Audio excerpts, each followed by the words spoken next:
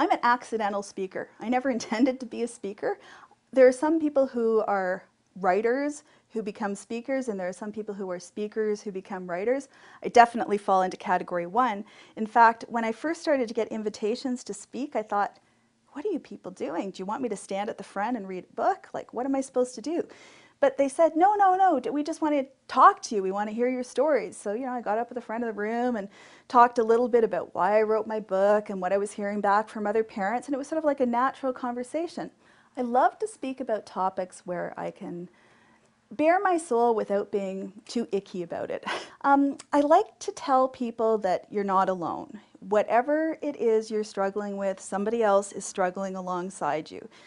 As somebody who's struggled with depression and who's had children with special needs, who's experienced stillbirth, I've walked a lot of difficult paths. And there were times when I felt so alone. And that's the worst of it. You can deal with anything once you know what it is and once you have a friend by your side. When I came home from the hospital that night, after having been induced and after having to give birth to our poor little baby who we buried as a family, you can imagine how painful that was. And so I opened up my copy of a best-selling pregnancy book and I said, okay, what wisdom will there be there for me? And I really wanted to know that I was not alone. That was the big thing for me, because when you go through a tragedy, you want to know, I am not alone. And the book said, don't worry, this is extremely rare. It probably won't happen to you.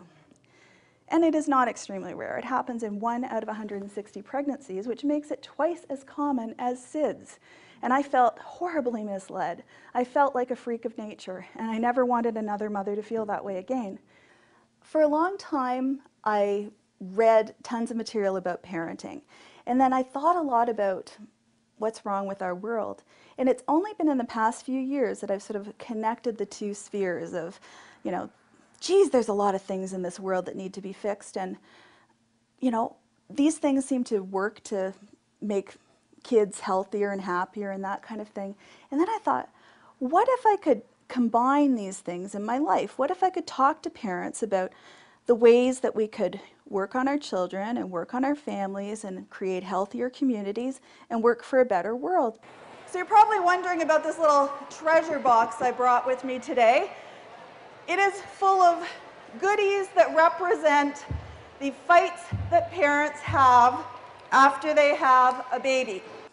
People tell me that I managed to combine a lot of humor and information and calls to action, which I don't really think about it consciously when I'm writing the presentation, but I do like to tell stories, I do like to try to inspire people, and I love to share information. So somehow it comes together rather organically. I really think it's important that people share stories, and I really think it's important to keep it simple so that people go home with a couple of ideas of things they can apply to their life and carry that forward. Because if you're going to take an hour out of your day to come to one of my presentations, I feel like I owe it to you to make that hour really count.